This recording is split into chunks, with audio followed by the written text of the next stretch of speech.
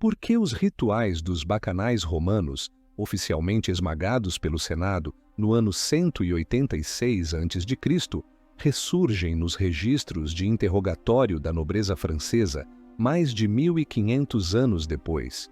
Como podemos explicar que o grimório pessoal de um marechal da França continha cópias exatas de feitiços encontrados em tábuas de maldição em Pompeia, sepultadas por cinzas vulcânicas por séculos? A história que acreditamos conhecer é apenas uma fachada, um teatro de marionetes para as massas. Por trás das tapeçarias de ouro, nos corredores frios dos palácios, outra história se desenrolava. Uma história sussurrada, escrita com sangue e selada com medo. É a crônica de uma busca implacável pelo poder absoluto. Um poder que não se contenta com exércitos e coroas, mas anseia por dominar as próprias leis da criação. Esta é a história do satanismo nas cortes reais, a heresia secreta da elite. Uma sombra que se estende desde as colinas de Roma até as vésperas do nosso mundo moderno, um veneno que infectou as linhagens mais nobres e derrubou os impérios mais poderosos. A Roma tardia, obesa de conquistas e apodrecendo de dentro para fora, foi o primeiro grande laboratório desse poder proibido. As orgias dos patrícios, que os cronistas descreveram com um misto de horror e fascínio, não eram apenas entretenimento decadente. Eram o eco moribundo de mistérios mais antigos, ritos de fertilidade e caos que a República Romana tentara em vão erradicar. O culto a Baco, ou Dionísio para os gregos, prometia a libertação dos grilhões da civilização, um retorno a um estado primordial de êxtase e selvageria. Mas, para a elite, oferecia algo mais, uma ferramenta de controle. Nas noites febris dos bacanais, segredos eram trocados, alianças forjadas e inimigos marcados para morrer. O Senado, sentindo essa ameaça ao seu poder monolítico, agiu com uma brutalidade sem precedentes. Milhares de seguidores foram executados, seus locais de culto destruídos. A ordem foi restaurada, mas a semente da rebelião contra os deuses estatais foi plantada. Quando o império se esfacelou sob o peso de sua própria corrupção e das hordas bárbaras, esses rituais não desapareceram. Eles simplesmente se esconderam, mergulhando nas florestas escuras da Europa.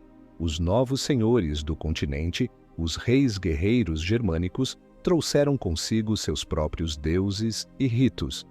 Mas a elite galo-romana, que sobreviveu à queda de Roma, ofereceu aos seus novos mestres um conhecimento mais sutil e perigoso. Eles ensinaram que havia poderes mais antigos que o Deus cristão, que avançava com seus missionários e mais eficazes que os deuses do trovão e da colheita.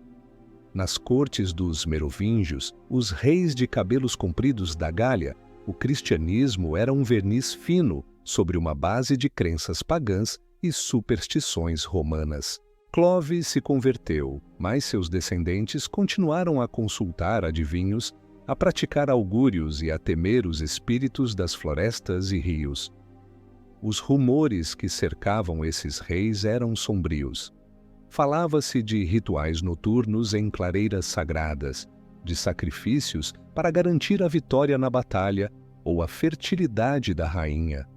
Não era satanismo no sentido teológico que conheceríamos mais tarde. Não havia um diabo definido contra quem se rebelar. Era algo mais primordial, um pacto com as forças do caos, da noite e da terra. O poder desses reis, segundo a lenda, não vinha apenas de sua linhagem, mas de um pacto de sangue com entidades que habitavam o solo da Gália muito antes da chegada das legiões ou dos apóstolos. Essa crença, seja ela real ou propaganda, criava uma aura de poder sobrenatural ao redor da dinastia, tornando-os mais do que meros homens aos olhos de seus súditos e inimigos. A corte merovingia era um ninho de víboras, um labirinto de intrigas onde a vida de um rei valia menos que a de um bom cavalo de guerra. Nesse ambiente, a acusação de bruxaria ou de pacto com demônios tornou-se a arma política definitiva. Não era necessário provar a traição com testemunhas ou cartas. Bastava sussurrar que um rival estava recorrendo a forças obscuras. A rainha Fredegunda, uma das figuras mais implacáveis da época, foi repetidamente acusada por seus inimigos de usar feitiços e venenos para eliminar rivais e garantir o trono para seu filho. Os registros da época, escritos por clérigos como Gregório de Tours, estão repletos de histórias de maldições, aparições demoníacas e assassinatos rituais. A linha entre a conspiração política e a guerra sobrenatural era perigosamente tênue. As reuniões secretas em vilas galo-romanas abandonadas eram o nexo dessa nova forma de poder. Ali, descendentes da aristocracia senatorial romana se encontravam com chefes tribais francos. Em meio a mosaicos desbotados de deuses pagãos, eles compartilhavam conhecimentos proibidos. Os romanos traziam os restos de seus cultos de mistério, as invocações e as técnicas de adivinhação. Os francos traziam seus rituais de sangue, sua conexão com as forças da natureza selvagem. Juntos, eles forjavam uma nova e potente forma de esoterismo cortesão, uma que usava a linguagem do submundo para alcançar objetivos muito terrenos: a eliminação de um pretendente ao trono, a neutralização de um bispo poderoso, a aquisição de terras e riquezas. O que você faria se descobrisse que o governante do seu país estava recorrendo a forças obscuras pelo poder? A violência era a linguagem universal da época, e esses cultos a falavam fluentemente. Sacrifícios, muitas vezes humanos, segundo seus detratores, selavam os pactos mais importantes. Um assassinato político poderia ser disfarçado de ritual, sua brutalidade atribuída a demônios em vez de assassinos. Um nobre encontrado mutilado em seus aposentos não era vítima de uma conspiração, mas de uma maldição que ele mesmo havia provocado. Era um sistema perfeito de terror e controle, onde o medo do punhal era amplificado pelo medo da danação eterna. Os reis temiam o veneno em seu vinho, sem perceber o veneno que eles mesmos convocavam para suas almas durante as missas da meia-noite. Essa prática de usar o oculto como arma e álibi se tornaria um padrão duradouro na história secreta do poder. A ascensão dos carolíngios com Carlos Magno e sua aliança com a Igreja de Roma tentou varrer essa escuridão para debaixo do tapete da história. Um império cristão, ordenado e centralizado, não tinha espaço para reis feiticeiros e nobres que faziam pactos com demônios da floresta. Uma campanha maciça de cristianização foi lançada e as velhas práticas foram reprimidas com fogo e espada. Mas, assim como em Roma, a erradicação nunca foi completa. As linhagens nobres que haviam provado do fruto proibido não o esqueceram. Eles apenas se tornaram mais cuidadosos, mais secretos. O conhecimento foi passado de geração em geração, escondido em manuscritos criptografados, sussurrado em confessionários e disfarçado em tratados de alquimia. A herança da Gália Merovingia era uma ferida infectada no coração da cristandade nascente. Ela provou à elite europeia que a fé era uma ferramenta para governar as massas, mas que para os verdadeiros jogadores do poder havia outras portas a serem abertas, portas que levavam a corredores escuros onde a moralidade era uma fraqueza e a piedade um luxo fatal. Essa tradição de duplicidade, de poder duplo, o visível, da cruz e da coroa, e o invisível, do pentagrama e do punhal, não morreria. Ela apenas esperaria por um terreno mais fértil, um império ainda mais sofisticado e traiçoeiro para florescer novamente em todo o seu esplendor venenoso.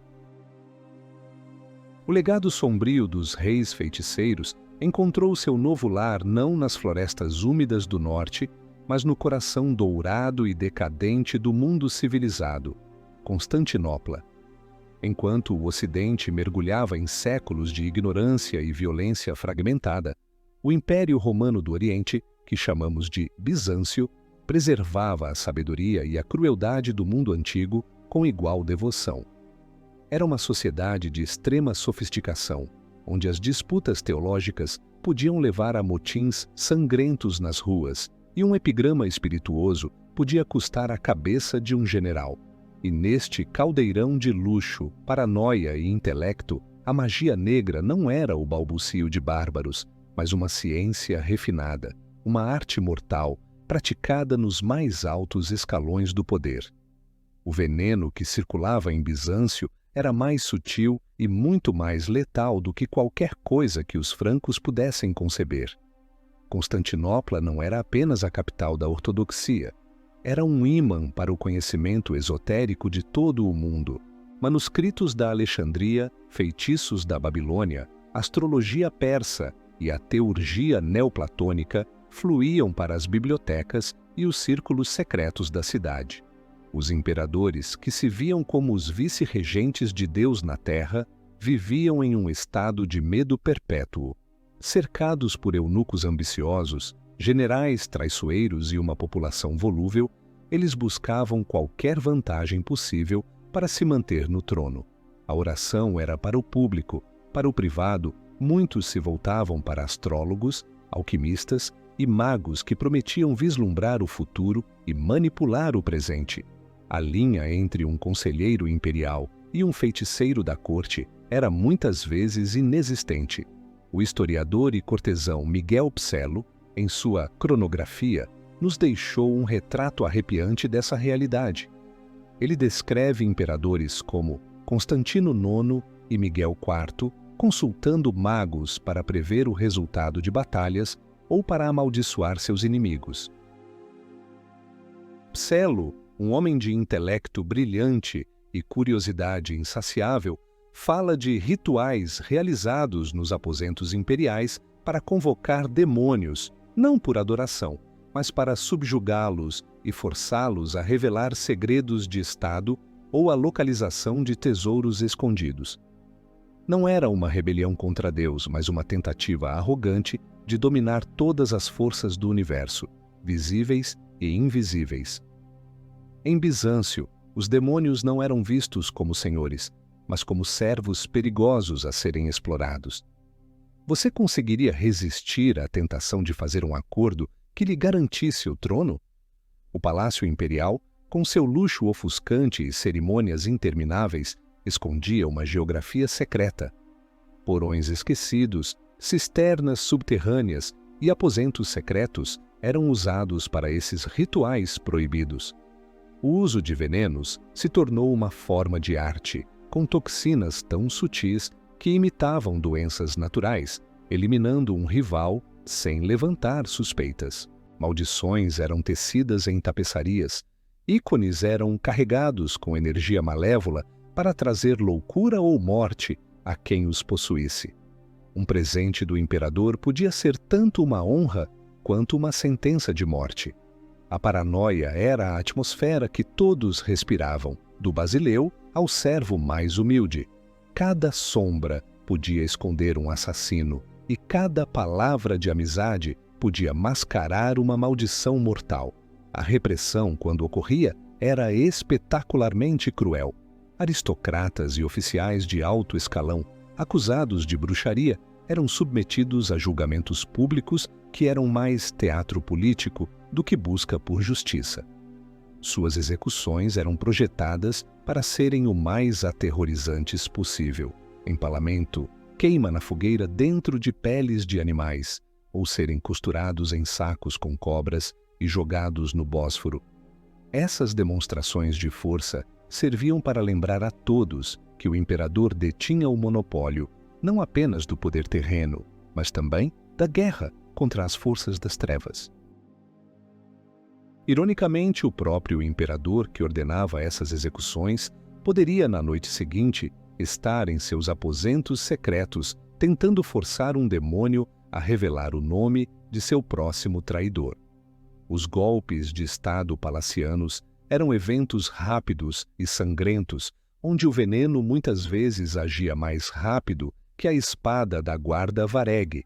Um imperador podia ir para a cama saudável e ser encontrado morto pela manhã, seu corpo inexplicavelmente inchado ou enegrecido, sinais que a sabedoria popular imediatamente atribuía à feitiçaria.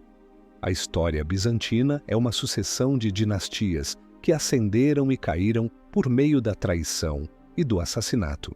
E em muitos desses episódios, os cronistas registram rumores de intervenção sobrenatural. Um usurpador que teria feito um pacto para garantir o sucesso de sua conspiração. Uma imperatriz que usou uma poção do amor para seduzir um general e derrubar seu marido.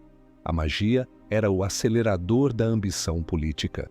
Essa tradição de crueldade sofisticada e esoterismo pragmático contrastava fortemente com a brutalidade mais direta do Ocidente.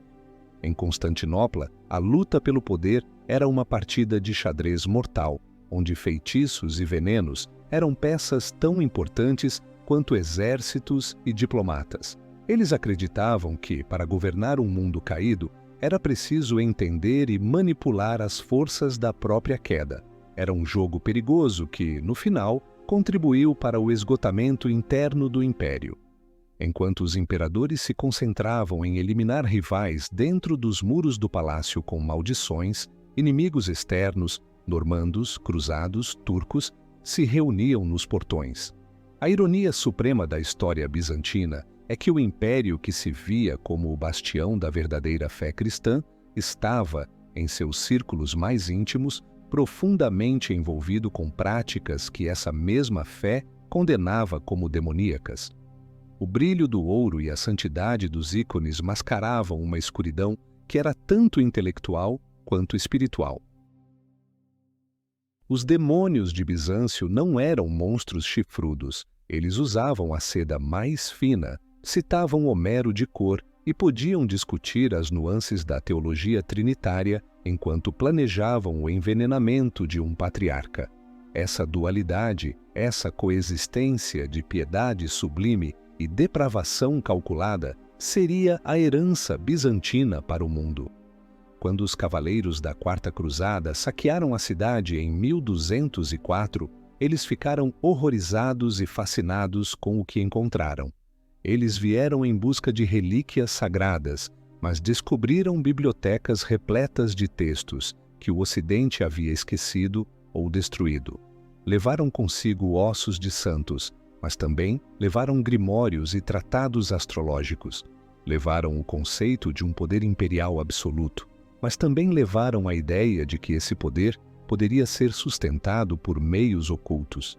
O veneno intelectual de Constantinopla, liberado de seu recipiente dourado, começou a se espalhar pelo Ocidente, onde encontraria um novo e surpreendente anfitrião: as ordens de cavalaria sagrada. A Ordem dos Pobres Cavaleiros de Cristo e do Templo de Salomão, conhecida simplesmente como os Cavaleiros Templários, foi a criação mais notável das Cruzadas. Nascida da necessidade de proteger os peregrinos na Terra Santa, essa irmandade de monges guerreiros se transformou, em menos de 200 anos, na organização mais rica, poderosa e misteriosa da Europa. Eles eram os banqueiros dos reis, os financiadores das guerras e os guardiões dos segredos. Mas essa ascensão meteórica e sua aura de sigilo absoluto plantaram as sementes de sua própria destruição. Pois quando a ordem caiu, as acusações lançadas contra ela foram tão chocantes que ligaram para sempre o nome dos templários à heresia, à sodomia e à adoração do próprio diabo.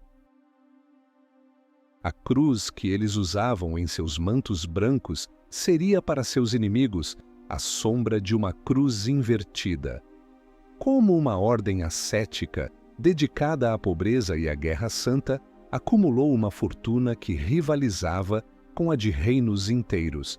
Essa pergunta atormentava os monarcas da Europa, especialmente Filipe IV da França, conhecido como o Belo. Profundamente endividado com os templários e ressentido com seu poder e independência, Filipe viu uma oportunidade de resolver seus problemas financeiros e consolidar seu poder absoluto de uma só vez. A arma que ele escolheu não foi a guerra, mas a calúnia. Ele os acusaria do crime mais hediondo imaginável, a negação de Cristo e o pacto com as forças das trevas. Era uma tática que havia sido aperfeiçoada nas cortes merovíngia e bizantina, agora elevada a uma escala continental.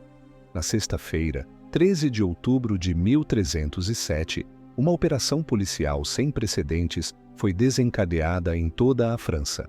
Todos os templários do reino foram presos ao amanhecer, seus bens confiscados pela coroa. O que se seguiu foi um dos julgamentos mais infames da história. Sob a direção dos inquisidores de Filipe, os cavaleiros foram sistematicamente torturados para extrair confissões. E as confissões que emergiram das masmorras pintaram um quadro aterrorizante. Os cavaleiros admitiram ter cuspido na cruz durante seus ritos de iniciação, negado a divindade de Jesus e se envolvido em beijos ritualísticos obscenos.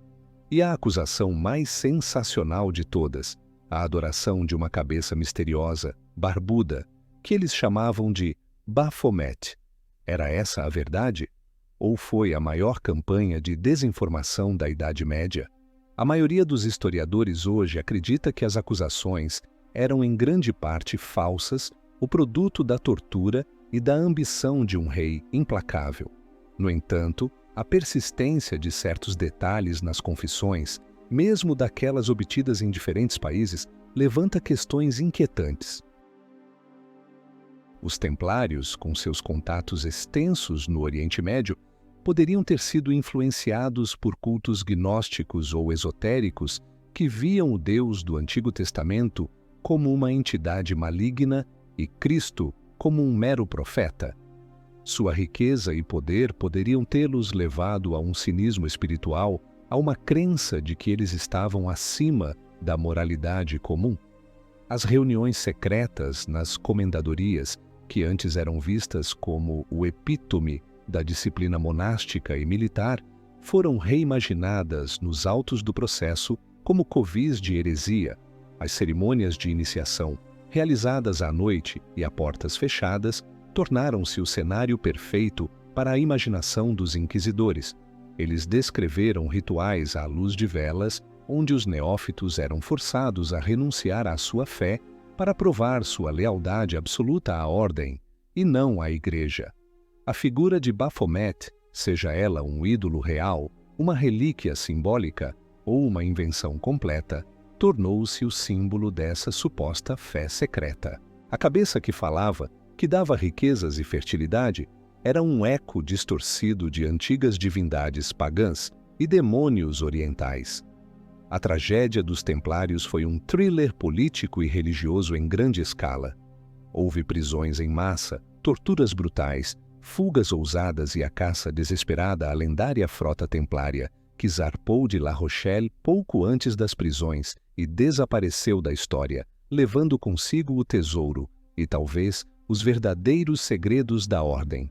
O drama atingiu seu clímax em 18 de março de 1314, quando o grão-mestre Jacques de Molay e outros dignitários da ordem foram queimados na fogueira em uma ilha no Sena.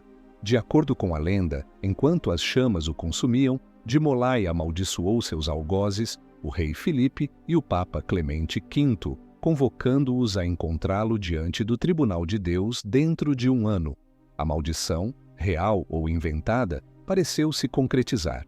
O Papa Clemente morreu apenas um mês depois, vítima de uma doença súbita. O rei Filipe o seguiu antes do final do ano, morrendo em um acidente de caça. Para a população da Europa, a mensagem era clara. Os templários podiam ter sido hereges, mas o poder que eles invocaram, mesmo na morte, era real e terrível. A queda da ordem deixou um vácuo de poder e um legado de medo e fascinação. Eles se tornaram o arquétipo da sociedade secreta, a prova de que mesmo a organização mais piedosa poderia abrigar uma escuridão inimaginável.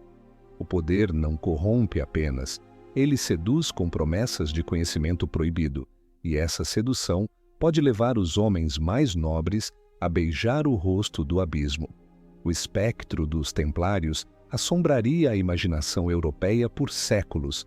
A ideia de uma elite secreta, operando nas sombras e manipulando os tronos do poder, tornou-se um tropo duradouro. A história deles serviu como um aviso. Desconfie de qualquer organização que exija lealdade absoluta e realize seus rituais em segredo. Mas também serviu como uma inspiração para aqueles que viriam depois, para aqueles que acreditavam que o poder real não era algo a ser recebido de Deus, mas algo a ser tomado por qualquer meio necessário. A fogueira que consumiu Jacques de Molay não purificou o mundo da heresia, apenas espalhou suas cinzas, que seriam levadas pelo vento até a própria sede do poder papal. A maldição lançada por Jacques de Molay parecia pairar sobre o trono de São Pedro como uma mortalha. O papado, já enfraquecido pelo cisma e pela corrupção, entraria em um dos períodos mais sombrios de sua história. A fogueira do último grão-mestre mal havia se apagado quando o centro da cristandade começou a se transformar em um palco para ambições tão desmedidas e uma depravação tão profunda que fariam os supostos crimes dos templários parecerem brincadeira de criança. Se a França de Filipe, o Belo, usou a acusação de satanismo como uma ferramenta política, a Roma do final do século XV, sob o domínio da família Borgia, seria acusada de vivê-la como um estilo de vida. O Vaticano, a rocha sobre a qual a Igreja foi construída, estava prestes a se tornar um vulcão de pecado, poder e veneno. A ascensão de Rodrigo Borgia ao trono papal como Papa Alexandre VI em 1492 foi garantida não por piedade ou sabedoria teológica, mas por suborno em uma escala monumental. Uma vez no poder, ele e seus filhos, César, Lucrécia, Giovanni e Geoffrey, trataram os estados papais como um feudo de família, um trampolim para suas ambições dinásticas. A Roma da Renascença, um centro de arte sublime e humanismo florescente, tornou-se, sob os Borgias, um labirinto mortal de conspirações, assassinatos e rumores de devassidão que chocaram até mesmo a cínica sociedade italiana da época. Os reis temiam seus exércitos, mas os cardeais temiam seus jantares. Os rumores que circulavam pelos palácios de Roma eram de uma natureza tão obscena que pareciam saídos de uma fantasia febril. O mais infame foi o chamado Banquete das Castanhas, supostamente realizado no Palácio Apostólico em outubro de 1501. Segundo o cronista Johann Burchard, 50 prostitutas dançaram nuas entre os candelabros após o jantar, pegando castanhas espalhadas pelo chão, enquanto o Papa, César e Lucrécia assistiam e distribuíam prêmios para os cortesãos que demonstrassem maior virilidade.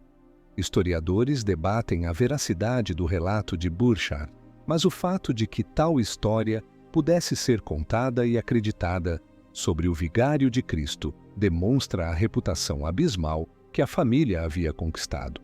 Era o poder absoluto não apenas corrompendo, mas se deleitando em sua própria perversidade. César e Lucrécia Borgia, em particular, tornaram-se as personificações dessa era de anjos e demônios. César, o cardeal que renunciou ao chapéu vermelho para se tornar um senhor da guerra implacável, foi a inspiração para O Príncipe, de Maquiavel, o modelo do governante que não se detém por moralidade ou misericórdia. Lucrécia, com sua beleza lendária e casamentos políticos, foi retratada por seus inimigos como uma envenenadora e incestuosa, uma femme fatale que presidia orgias e eliminava maridos inconvenientes.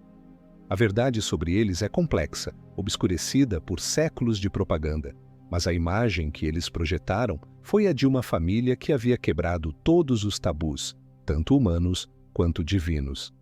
Nesse ambiente de poder sem limites e moralidade ausente, o fascínio pelo oculto floresceu. Os Borgias, como muitos de seus contemporâneos da Renascença, eram fascinados pela astrologia, consultando as estrelas antes de cada grande empreendimento político ou militar. Mas os rumores iam além. Falava-se de missas negras realizadas em capelas privadas, paródias blasfemas da liturgia sagrada destinadas a invocar forças demoníacas para garantir o sucesso de suas campanhas. O veneno, a cantarela, uma toxina à base de arsênico, supostamente de receita familiar, tornou-se o símbolo do poder dos Borgias. Era um método de assassinato silencioso, eficaz e quase indetectável, que lhes permitia eliminar cardeais ricos e confiscar suas fortunas para financiar os exércitos de César. O que você faria pelo poder absoluto? Sacrificaria sua alma ou as almas dos outros? Deixe sua resposta nos comentários. Minha alma ou suas almas? Vamos descobrir o equilíbrio de poder nesta conversa. A caça aos inimigos da família se estendia por toda a Itália. Condottieri rivais, nobres recalcitrantes, clérigos que ousavam criticar o Papa, todos eram alvos. Os métodos de César eram lendários por sua crueldade e eficiência. Ele convidava seus inimigos para um banquete de reconciliação, apenas para tê-los estrangulados ao final da noite. A traição era sua segunda natureza, e o medo era sua principal ferramenta de governo. Em um mundo onde o representante de Deus na terra agia com a ferocidade de um lobo, como se poderia distinguir o sagrado do profano? A própria Roma, o destino de incontáveis peregrinos, havia se tornado um lugar onde o pecado era celebrado com a mesma pompa da santidade. A questão que assombrava a Europa era profunda: como o centro do mundo cristão pôde se tornar um refúgio para o tipo de pecado que a Igreja atribuía ao próprio diabo.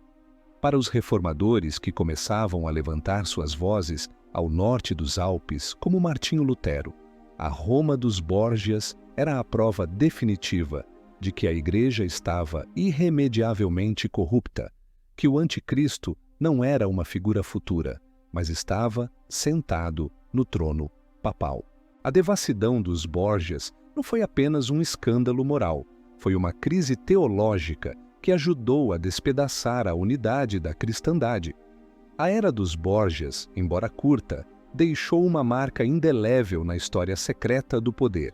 Eles demonstraram, de forma espetacular, a tese central do satanismo cortesão, que a rejeição completa da moralidade tradicional, quando combinada com o poder absoluto, cria uma força de natureza quase sobrenatural. Eles não precisavam necessariamente acreditar no diabo para agir como seus melhores discípulos. A busca implacável por poder, prazer e controle dinástico era, em si, uma forma de adoração a um princípio de egoísmo absoluto, a antítese de tudo o que a fé cristã representava. O reinado dos Borgias terminou tão abruptamente quanto começou. Em 1503, Alexandre e César adoeceram gravemente após um jantar, provavelmente vítimas da malária, embora a lenda insista que eles acidentalmente tomaram o veneno que haviam preparado para outro cardeal. O Papa morreu, e César, embora tenha sobrevivido, perdeu seu poder com a eleição de um Papa inimigo. Sua queda foi tão rápida quanto sua ascensão, um lembrete de que o poder construído sobre o medo e o sangue raramente perdura. O legado da família foi um de terror e fascínio, um exemplo sombrio do que acontece quando o poder humano se declara divino. A Itália dos Borgias mostrou ao mundo um mal político, calculado, que usava a religião como máscara e o pecado como ferramenta. Mas enquanto o Papa Alexandre VI e seu filho César perseguiam o poder terreno nos campos de batalha da Itália, um tipo diferente de mal, mais pessoal, mais insondável, estava apodrecendo a alma de um dos maiores heróis da França. Um homem que havia lutado ao lado de uma santa, que havia alcançado a mais alta patente militar de seu país, estava prestes a embarcar em uma jornada para as profundezas da depravação que faria os crimes dos Borgias parecerem os pecados veniais de um coroinha. Seu nome era Gilles de Rais, e a história o conheceria como Barba Azul. A história de Gilles de Rais é uma descida vertiginosa de um pináculo de glória para o abismo mais profundo da depravação humana. Companheiro de armas de Joana d'Arc, herói da Guerra dos 100 Anos, nomeado Marechal da França aos 25 anos, ele era o epítome do ideal cavalheiresco. Rico, corajoso, de uma das famílias mais nobres da Bretanha, ele parecia ter tudo o que um homem de sua época poderia desejar. No entanto, por trás da fachada de herói e aristocrata, escondia-se um monstro de uma crueldade quase inimaginável. Sua jornada da luz para as trevas não foi uma queda sutil, mas um mergulho consciente e deliberado na loucura, no assassinato em série e na magia negra. Se os Borgias buscaram o poder sobre os homens, Gilles de Rais buscou o poder sobre a própria realidade, um poder que ele acreditava só poder ser comprado com sangue inocente. Após o fim da guerra e a coroação do rei Carlos VII, um feito que ele ajudou a garantir, Gilles se retirou para suas vastas propriedades. Sua fortuna era imensa, mas seus gastos eram ainda mais espetaculares. Ele patrocinava peças de teatro extravagantes, mantinha um séquito de centenas de cavaleiros e vivia em um estado de luxo principesco que rapidamente esgotou seu tesouro. Foi essa crise financeira, combinada com um profundo tédio e uma arrogância ilimitada, que o levou a buscar soluções em domínios proibidos.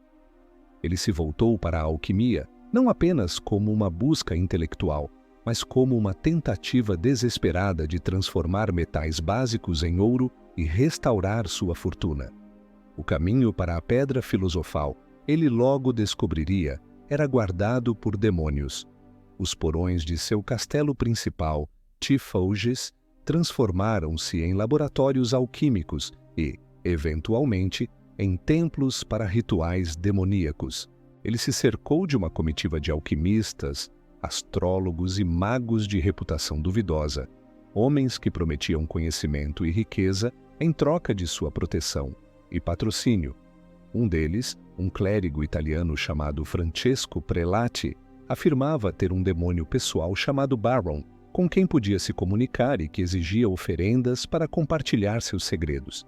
As oferendas exigidas por Prelati e seus supostos demônios tornaram-se cada vez mais sombrias. Ouro e incenso não eram suficientes. Eles exigiam o que havia de mais puro e potente: as mãos, os olhos, o coração. O que se seguiu foi uma campanha de sequestro e assassinato em massa que durou anos. Agentes de Gilles de Rais percorriam o campo, atraindo crianças e adolescentes, meninos em sua maioria, para seus castelos com promessas de emprego ou comida.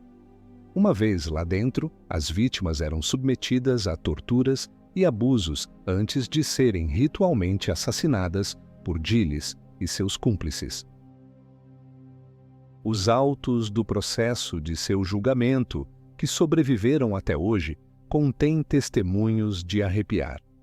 Seus servos descreveram em detalhes horríveis como Gilles se deleitava com a morte de suas vítimas, como ele organizava seus corpos em padrões estéticos, como ele tentava usar partes de seus corpos em rituais para invocar demônios e obter conhecimento proibido. A escala dos assassinatos é incerta, mas as estimativas variam de 80 a 200 vítimas, talvez mais. A questão que assombra os historiadores é: Gilles de Rais era simplesmente um psicopata sádico que usava a magia negra como uma desculpa para seus crimes, ou ele realmente acreditava que estava fazendo um pacto com o diabo? A resposta parece ser ambas as coisas. Sua busca por poder e conhecimento era genuína. Ele ansiava por desvendar os segredos do universo, por transcender as limitações da condição humana. Mas essa busca estava inextricavelmente ligada a seus impulsos mais sombrios. A crueldade não era apenas um meio para um fim mágico, era, para ele, uma fonte de prazer e poder em si mesma. O ritual satânico forneceu a estrutura e a justificativa para uma depravação que já existia dentro dele. O contraste entre sua vida pública e sua depravação secreta é chocante. O homem que cavalgou ao lado da donzela de Orleans, chorando em sua pira, era o mesmo homem que encontrava êxtase na tortura de crianças inocentes. Seus feitos militares eram lendários, sua bravura em batalha inquestionável. Essa dualidade levanta uma questão perturbadora sobre a natureza do heroísmo e da monstruosidade. Será que a capacidade para a grande violência no campo de batalha pode, em certas almas, se transformar em uma sede por violência em todas as suas formas? O poder de tirar a vida, sancionado pelo Estado em tempos de guerra, pode se tornar um vício incontrolável em tempos de paz? Eventualmente, a imprudência de Gilles e o número crescente de crianças desaparecidas em suas terras atraíram a atenção das autoridades, tanto seculares quanto eclesiásticas. Um conflito com um clérigo deu à Igreja a desculpa que precisava para investigá-lo. Em setembro de 1440, ele foi preso e levado a julgamento. Diante de um tribunal duplo, civil e inquisitorial, ele inicialmente se comportou com a arrogância de um grande senhor, insultando seus juízes. Mas, sob a ameaça de tortura e confrontado com o testemunho esmagador de seus cúmplices, ele desmoronou e fez uma confissão completa e detalhada de seus crimes, chorando e implorando por perdão. O julgamento de Gilles de Rais abalou a Europa até seus alicerces. A ideia de que um nobre de sua estatura, um herói nacional, pudesse ser culpado de tais crimes era quase inconcebível. Seu caso tornou-se um conto de advertência, a história definitiva da queda de um grande homem em desgraça. Em 26 de outubro de 1440, ele foi enforcado e seu corpo parcialmente queimado em Nantes. Sua história, distorcida e romantizada, se tornaria a base para o conto de fadas do Barba Azul, o nobre rico que assassina suas esposas, um eco domesticado do horror real que ele perpetrou. O caso de Gilles de Rais foi um divisor de águas. Ele representou a manifestação mais extrema e pessoal do satanismo cortesão.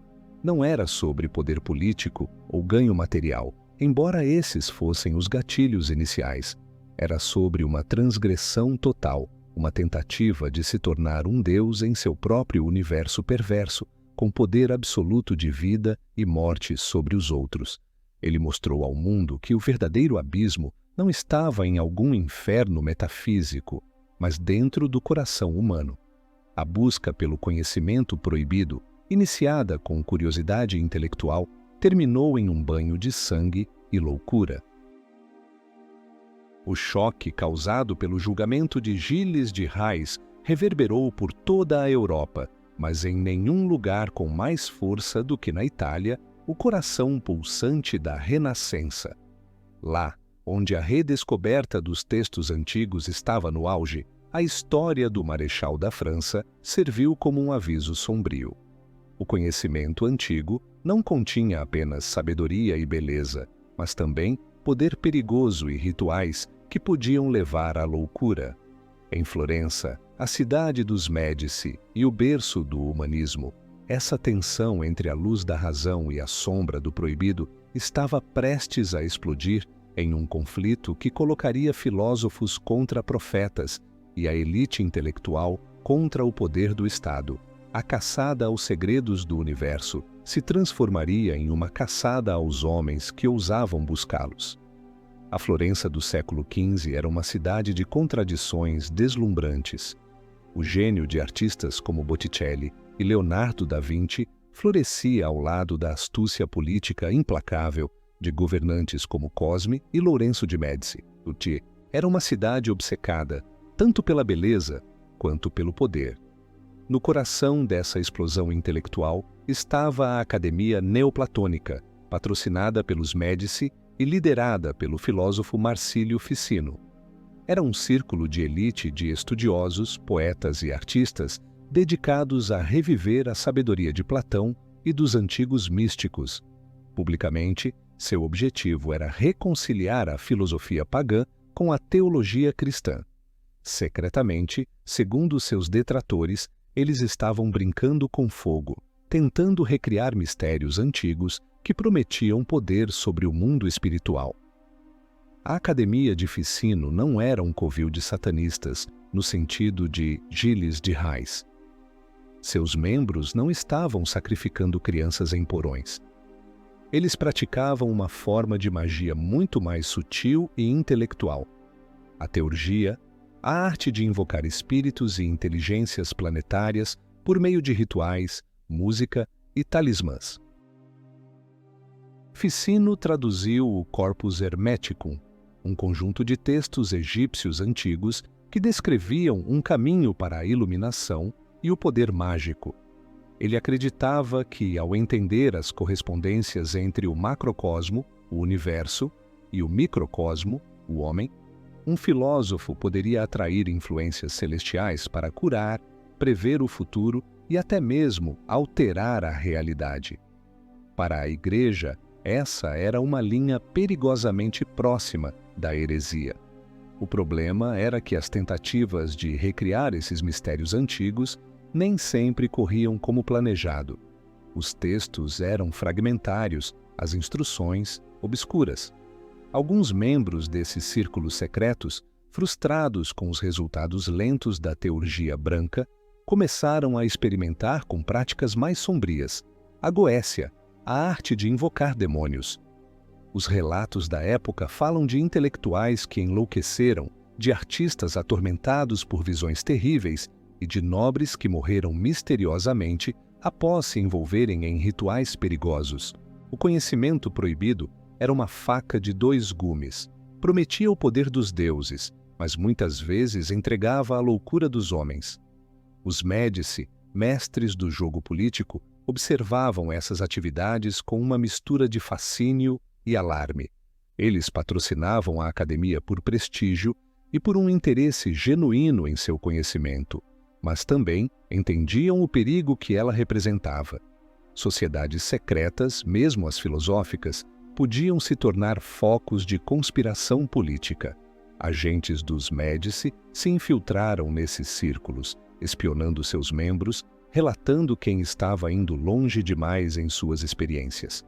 O poder em Florença dependia do controle da informação, e nenhum segredo, nem mesmo o dos magos, estava seguro do alcance dos banqueiros que governavam a cidade. Se esse delicado equilíbrio entre patrocínio e vigilância foi estilhaçado pela chegada de uma força da natureza, o monge dominicano Girolamo Savonarola. Um pregador apocalíptico com olhos de fogo, Savonarola via a Florença renascentista não como um farol de civilização, mas como uma nova Sodoma e Gomorra, podre de luxo, paganismo e pecado. Ele denunciava os Médici como tiranos, os artistas como criadores de ídolos vãos e os filósofos neoplatônicos como hereges, que adoravam demônios em vez de Deus. Sua pregação inflamada conquistou as massas e, por um tempo, ele se tornou o governante de fato de Florença, estabelecendo uma república teocrática. O confronto entre a elite intelectual e o fanático religioso foi brutal. Savonarola instigou as infames fogueiras das vaidades, nas quais seus seguidores queimavam em praça pública qualquer objeto considerado pecaminoso: espelhos, cosméticos, roupas finas, instrumentos musicais. Mas, junto com esses artigos de luxo, queimavam também livros de valor inestimável, as obras de poetas como Boccaccio e Petrarca, e, mais importante, os manuscritos filosóficos e mágicos da Academia. A caçada aos hereges começou nas ruas de Florença. Qualquer um suspeito de praticar astrologia, de possuir um livro proibido ou de expressar admiração pela antiguidade pagã podia ser denunciado, preso e forçado a se humilhar publicamente. A questão central desse conflito era: os rituais praticados por esses círculos secretos eram uma ameaça espiritual real, como Savonarola afirmava, ou eram apenas um pretexto conveniente para ele eliminar seus oponentes políticos e culturais. Para Savonarola, a resposta era clara. Ficino e seus seguidores estavam abrindo um portal para o inferno no coração de Florença. Para os humanistas, Savonarola era um tirano ignorante que estava destruindo a cultura e a liberdade em nome de um Deus ciumento e vingativo. A verdade, como sempre, provavelmente estava em algum lugar no meio. Havia, sem dúvida, um perigo real na experimentação oculta sem controle, mas a reação de Savonarola foi uma forma de terrorismo cultural, usando o medo do diabo para impor uma ditadura da virtude. A ascensão intelectual de Florença foi ofuscada pela paranoia. Espionagem, delações e o medo da fogueira se tornaram parte da vida cotidiana. Artistas e pensadores que antes eram celebrados agora tinham que esconder seus livros e suas ideias. O episódio mostrou à elite europeia uma nova faceta do perigo. Não era apenas a prática do ocultismo que podia destruí-los, mas também a simples acusação de praticá-lo. O conhecimento tornou-se uma mercadoria perigosa e a liberdade de pensamento um crime potencial. Você preferiria viver em um mundo de liberdade perigosa ou de segurança opressiva? O reinado de terror de Savonarola, no entanto, também foi curto. Sua denúncia da corrupção papal lhe rendeu um inimigo poderoso, o Papa Alexandre VI, o próprio Borgia. Excomungado e abandonado pelo povo florentino, que havia se cansado de sua tirania puritana, Savonarola foi preso, torturado e, em 1498, enforcado e queimado na mesma praça onde havia realizado suas fogueiras das vaidades. O profeta que havia prometido purificar Florença com fogo foi ele mesmo consumido pelas chamas. A ironia era brutal e completa. O pesadelo florentino terminou e os Médici eventualmente retornaram ao poder, mas a cicatriz permaneceu. A Renascença havia olhado para o abismo do conhecimento proibido e recuado, aterrorizada tanto pelo que viu lá quanto pela reação fanática que provocou. O conflito entre a busca pelo conhecimento e o medo de suas consequências se tornaria um tema central na história ocidental. A fogueira de Savonarola foi uma prévia das guerras religiosas que viriam, mas as brasas de seus fogos, carregadas de rumores de veneno e magia, voariam para o norte, para a corte mais esplêndida e absoluta que a Europa já conhecera, a corte do Rei Sol, Luís XIV, em Versalhes. A corte de Luís XIV, o Rei Sol, era o epítome do esplendor, da ordem e da monarquia absoluta. Versalhes, com seus jardins geométricos e sua etiqueta sufocante, foi projetado para ser um universo em miniatura com o rei em seu centro, irradiando poder e glória. Era uma fachada de civilização e controle perfeitos, mas por trás do brilho dos lustres e do farfalhar da seda, uma escuridão purulenta se espalhava. Em 1677, um escândalo conhecido como o Caso dos Venenos viria à tona, revelando uma vasta rede subterrânea de aristocratas, padres e videntes envolvidos em magia negra, assassinato por veneno e missas negras que incluíam o sacrifício de bebês. A fachada dourada de Versalhes estava prestes a ser manchada por um horror que ameaçava derrubar o próprio trono. O epicentro desse terremoto social foi uma mulher chamada Catherine Monvoisin, ou Lavoisin, uma vidente e envenenadora que operava no coração de Paris. Sua clientela era a elite da sociedade francesa. Damas da corte vinham a ela em busca de poções do amor para garantir o favor do rei, pós para a herança para acelerar a morte de maridos idosos e maldições para arruinar rivais. Lavoisin era a fornecedora de soluções rápidas e mortais para os problemas da aristocracia. Seu negócio era um sintoma da atmosfera desesperada da corte, onde a posição de uma pessoa dependia inteiramente do capricho real, e a perda do favor do rei significava a ruína social e financeira. A investigação começou com a prisão de uma envenenadora menor, mas rapidamente escalou quando os suspeitos, sob tortura, começaram a delatar seus clientes e fornecedores. Os nomes que surgiram eram alguns dos mais altos da nobreza francesa. O rei, alarmado, estabeleceu um tribunal especial para lidar com o caso, a Chambre Ardente, Câmara Ardente, assim chamada porque suas sessões eram realizadas em uma sala escura, iluminada apenas por tochas. O que os juízes descobriram foi muito além de simples envenenamentos.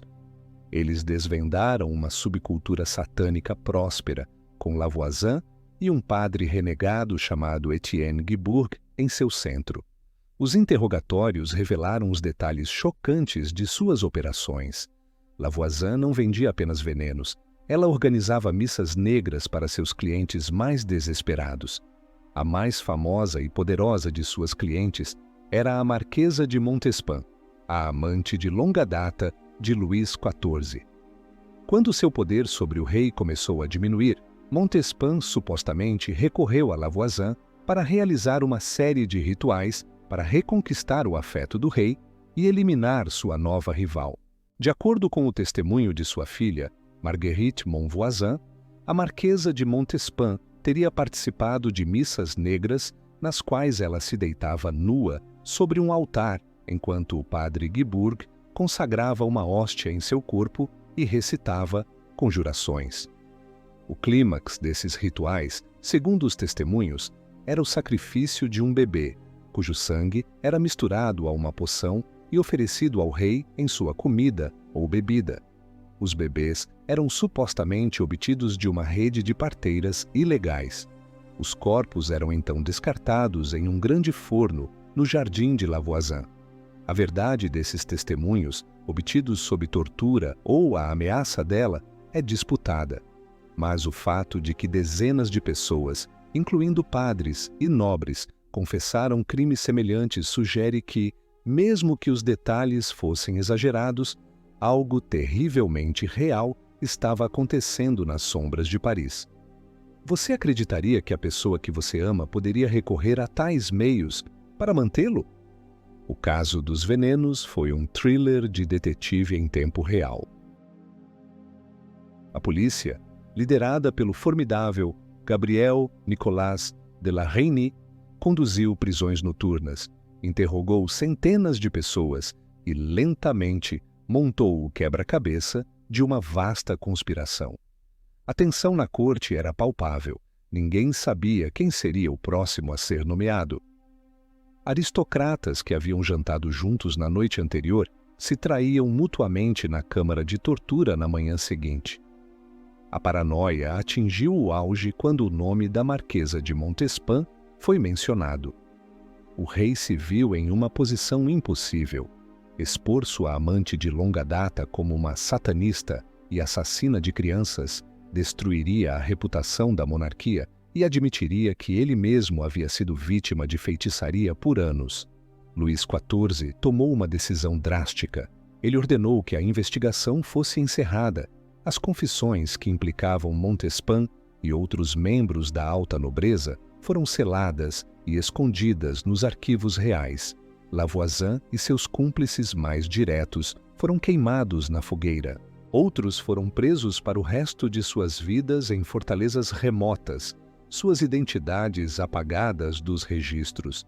O rei escolheu salvar a fachada de sua corte em vez de buscar a justiça completa. O escândalo foi abafado, mas a verdade, ou o que se acreditava ser a verdade, continuou a circular em sussurros. A corte do Rei Sol, o símbolo da razão e da ordem, estava fundada sobre um segredo terrível. Na corte de Versalhes, a linha entre uma oração e uma maldição era apenas uma questão de qual capela você frequentava. O caso revelou a hipocrisia no coração do absolutismo. A mesma aristocracia que se curvava em cerimônias elaboradas diante do rei estava disposta a fazer pactos com o diabo para manter seu lugar nessa hierarquia. A superstição e a sede de poder, mesmo entre as pessoas mais civilizadas, podiam levá-las a crimes monstruosos. A Missa Negra, com sua inversão deliberada dos rituais mais sagrados do cristianismo, era o ato supremo de rebelião e arrogância.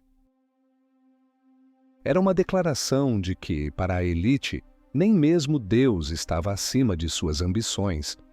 O caso dos venenos foi um trauma nacional para a França. Ele expôs a podridão sob o brilho, a selvageria sob a etiqueta. Luís XIV conseguiu preservar a imagem de sua monarquia, mas o conhecimento do que havia acontecido envenenou a atmosfera da corte por uma geração. O brilho de um baile em Versalhes nunca mais esconderia completamente a escuridão de uma masmorra onde rituais profanos eram realizados. E enquanto a França tentava curar suas feridas e enterrar seus segredos, as ideias perigosas que o caso havia revelado, a ideia de uma elite que se entrega à blasfêmia e ao ritual como forma de protesto e entretenimento, atravessaram o Canal da Mancha, onde encontrariam um novo lar em uma nação que estava transformando a rebelião em uma forma de arte, a Inglaterra. O que é mais perigoso, o poder que mata abertamente ou aquele que envenena em segredo? Comente com sua escolha, espada ou veneno, e que a sabedoria guie sua decisão. Enquanto a França absolutista de Luís XIV tentava suprimir seus demônios internos com sigilo e execuções, do outro lado do Canal da Mancha, a elite da Grã-Bretanha estava explorando uma forma muito diferente de transgressão. O século XVIII, a era do Iluminismo, foi uma época de razão, ciência e ceticismo. Mas para a aristocracia britânica, entediada com a paz e a prosperidade, a razão era apenas mais um dogma a ser desafiado. Nessa atmosfera de rebelião intelectual e libertinagem, surgiram os clubes Hellfire, clubes do fogo do inferno. Eram sociedades secretas para os homens mais ricos e poderosos do império, onde, sob o disfarce de paródia da antiguidade e da religião, eram praticados rituais chocantes, orgias sexuais e uma forma de blasfêmia que era tanto uma declaração política quanto um entretenimento perverso. O mais famoso desses clubes foi fundado por Sir Francis Dashwood, um aristocrata aventureiro, político e futuro chanceler do Tesouro. Conhecido como os Monges de Medmenham, o clube de Dashwood se reunia em uma abadia em ruínas que ele havia reformado extravagantemente para seus propósitos. A máxima do clube, inscrita acima da porta em francês zombeteiro, era «Fais ce que voudras», «Faze o que tu queres». Era uma citação de Rabelais, mas no contexto do clube tornou-se um lema para a liberdade moral absoluta. Os membros, que se autodenominavam apóstolos, incluíam alguns dos homens mais influentes da época, políticos, poetas, artistas e até, segundo rumores, Benjamin Franklin durante sua estadia em Londres. Os rituais dos monges de Medmenham eram uma paródia deliberada e elaborada da missa católica. Eles se vestiam com hábitos de monge, bebiam de cálices e realizavam serviços em uma capela profana. Prostitutas da alta sociedade de Londres eram trazidas, vestidas como freiras, para servir como altar e participar de orgias que se seguiam aos rituais. As divindades que eles adoravam eram Baco, o deus do vinho, e Vênus, a deusa do amor. Havia também rumores persistentes de invocações a Satanás, embora isso seja mais difícil de provar. O objetivo principal não era a adoração genuína do mal, mas o choque, a quebra de todos os tabus sociais e religiosos possíveis. Era este simplesmente o entretenimento excêntrico de uma elite entediada, ou havia uma ideologia mais profunda por trás disso? Para homens como Dashwood e seu amigo, o poeta radical John Wilkes, a blasfêmia era uma arma política. A Inglaterra do século XVIII ainda era uma sociedade profundamente religiosa, e atacar a igreja era uma forma de atacar o establishment. Ao zombar dos rituais sagrados, eles estavam declarando sua independência intelectual e sua crença em uma moralidade baseada na razão e no prazer, não na revelação divina. Era uma forma de elitismo radical. Eles, os iluminados, estavam acima das superstições que governavam as massas. O diabo, para eles, não era um ser real, mas um símbolo de rebelião. No entanto, as atividades do clube não eram isentas de perigo. O sigilo que cercava suas reuniões alimentava a imaginação do público e de seus inimigos políticos. Rumores de pactos com o demônio, sacrifícios e depravação indizível circulavam em panfletos e jornais. Essa notoriedade poderia ser usada como arma. John Wilkes, por exemplo, foi eventualmente expulso do parlamento depois que um de seus inimigos conseguiu uma cópia de um poema pornográfico e blasfemo que ele havia impresso na gráfica do clube. Os segredos do Clube Hellfire se tornaram uma fonte de chantagem e intriga política, e duelos foram travados por causa de insultos e indiscrições relacionadas às atividades do clube. Os clubes Hellfire representaram uma nova fase na história do satanismo cortesão. O medo e a crença genuína na magia negra, que caracterizaram épocas anteriores, foram substituídos pelo cinismo, pela sátira e pelo uso da transgressão como uma forma de teatro social e político. A elite não estava mais tentando fazer pactos com demônios para ganhar poder. Eles já tinham o poder. Agora, eles estavam usando a imagem do demônio para zombar das instituições que, em teoria, deveriam limitar esse poder.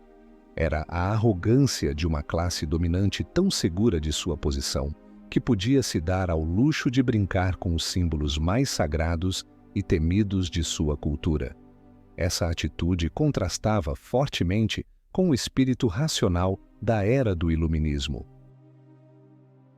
Enquanto filósofos como Voltaire e Rousseau defendiam a razão e a virtude cívica, uma parte da elite que lia seus trabalhos estava, à noite, se entregando a rituais que celebravam o irracional e o imoral. Isso revela uma verdade desconfortável sobre a natureza humana. A repressão da religião e da superstição não as elimina. Muitas vezes apenas as força a assumir novas e mais perversas formas. A necessidade humana por ritual, por mistério, por transgressão, não desaparece com o avanço da ciência. Se não encontra uma saída sagrada, encontrará uma profana. Os clubes Hellfire eventualmente desapareceram à medida que seus membros envelheciam ou se tornavam mais discretos. Mas seu legado perdurou. Eles popularizaram a ideia do satanismo como uma forma de rebelião aristocrática, uma marca de superioridade intelectual e liberdade moral. Eles criaram um modelo para futuras sociedades secretas que combinariam esoterismo, política e libertinagem. Eles mostraram como a sátira e a blasfêmia poderiam ser ferramentas poderosas para desafiar a ordem estabelecida.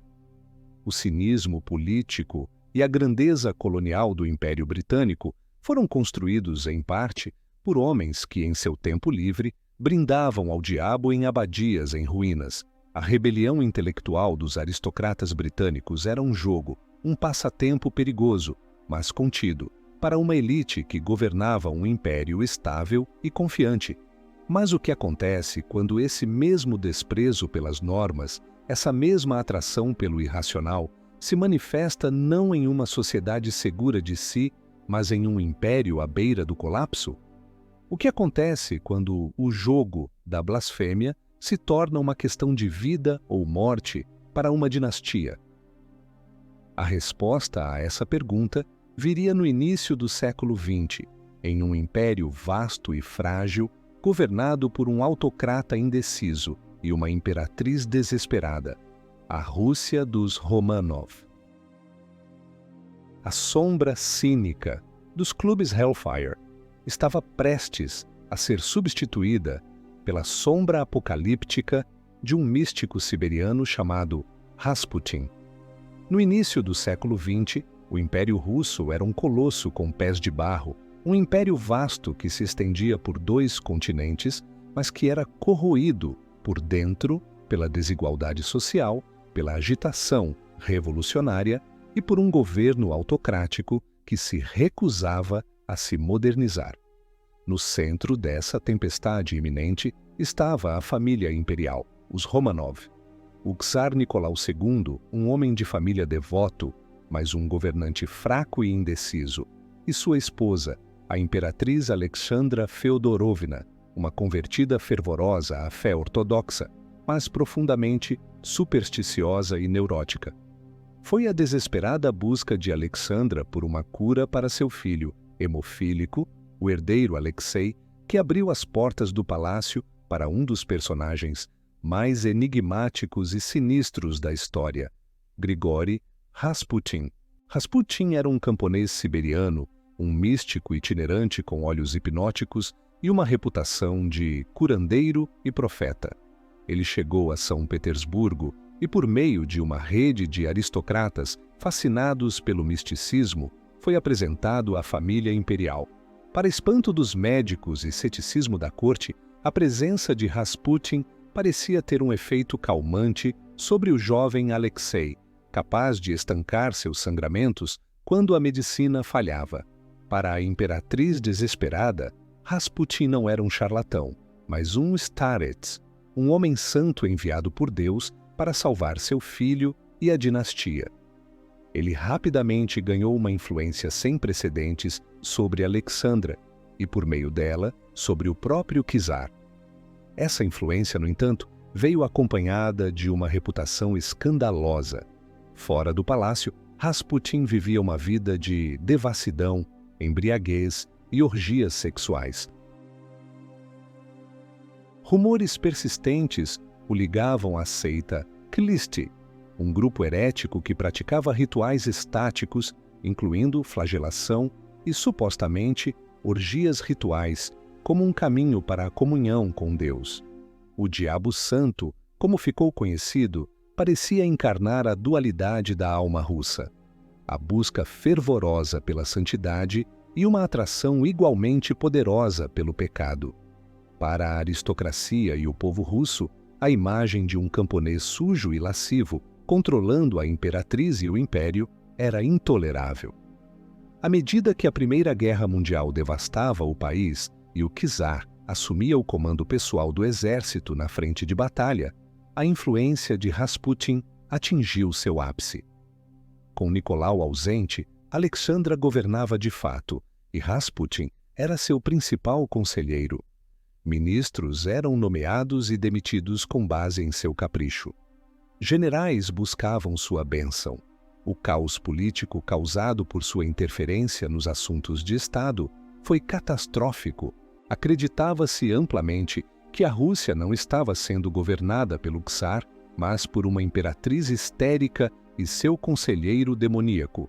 A corte se encheu de pânico e intrigas, enquanto o estrondo da revolução se tornava cada vez mais alto.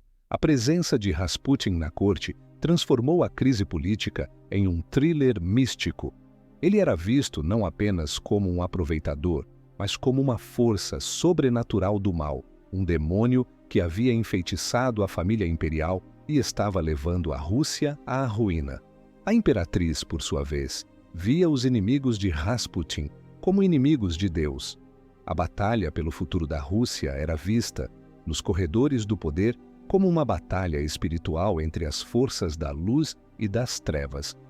Em tempos de crise extrema, a sociedade e sua elite se tornam vulneráveis a forças irracionais, e o medo dessas forças pode desencadear uma catástrofe muito real. Desesperados para salvar a monarquia de si mesma, um grupo de aristocratas, incluindo o príncipe Félix Yusupov e o grão-duque Dmitri Pavlovich, primo do czar, conspirou para assassinar Rasputin.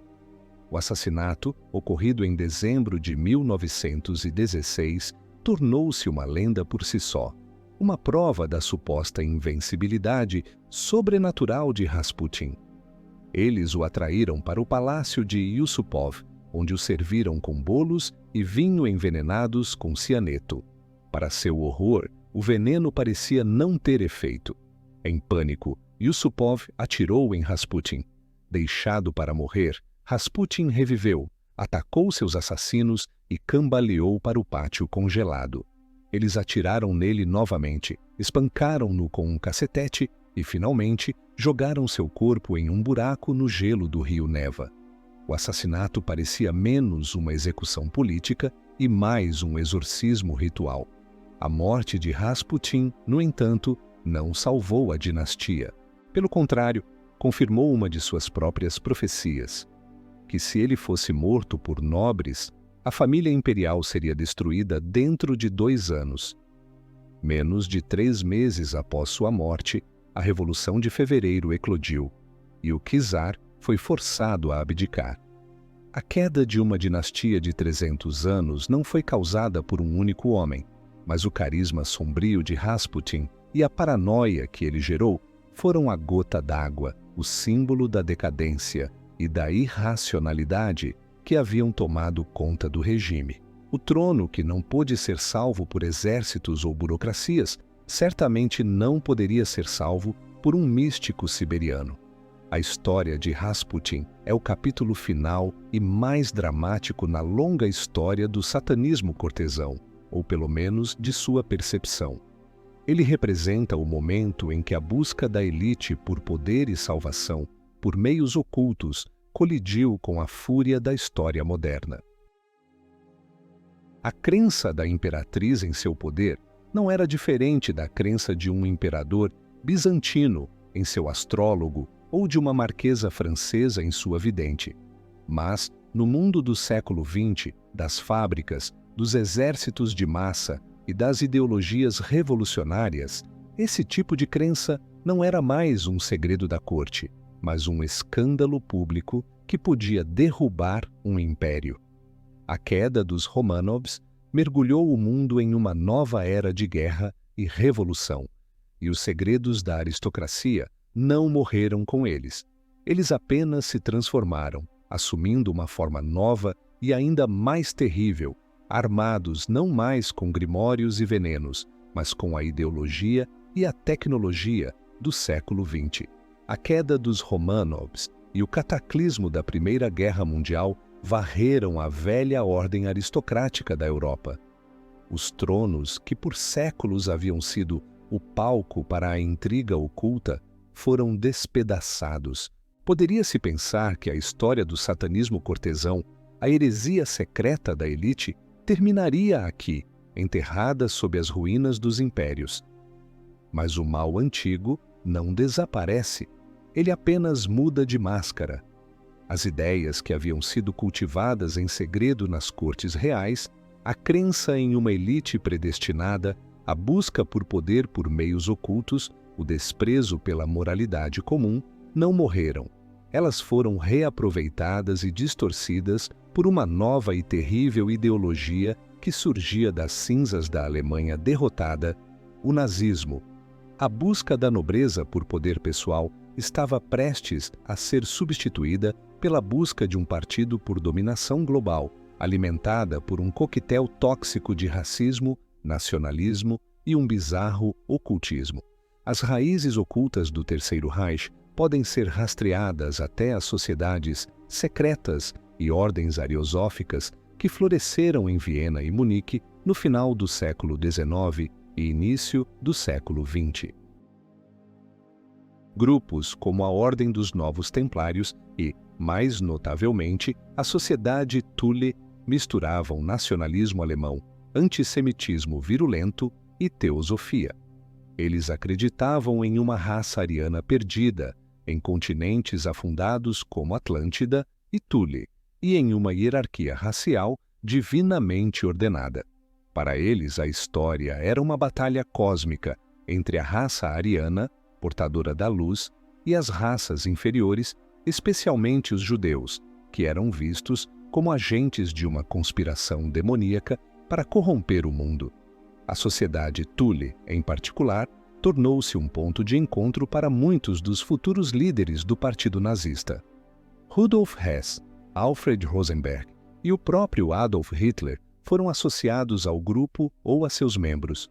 Embora o grau de influência direta da sociedade na ideologia nazista seja debatido, é inegável que ela forneceu o solo fértil de onde muitas das ideias mais radicais do nazismo brotaram. A suástica, um antigo símbolo solar apropriado pelos ariosofistas, tornou-se o emblema do partido. A ideia de uma raça superior destinada a governar o mundo não era apenas uma teoria política, mas um artigo de fé mística. Uma vez no poder, essa obsessão oculta se manifestou de maneiras bizarras e aterrorizantes. Heinrich Himmler, o chefe da SS, era talvez o mais fervoroso crente no misticismo nazista. Ele via a SS não apenas como uma unidade de elite política e militar, mas como uma nova ordem de cavalaria teutônica.